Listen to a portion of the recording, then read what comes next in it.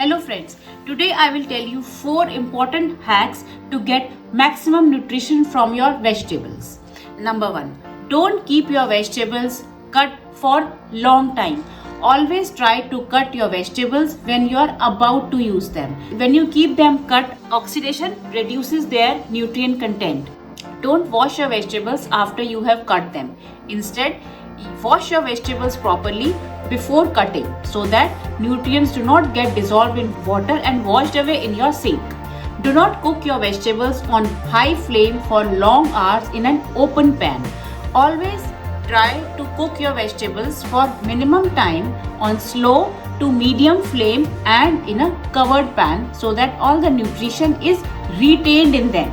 It is always better to eat vegetables raw, steamed or lightly cooked.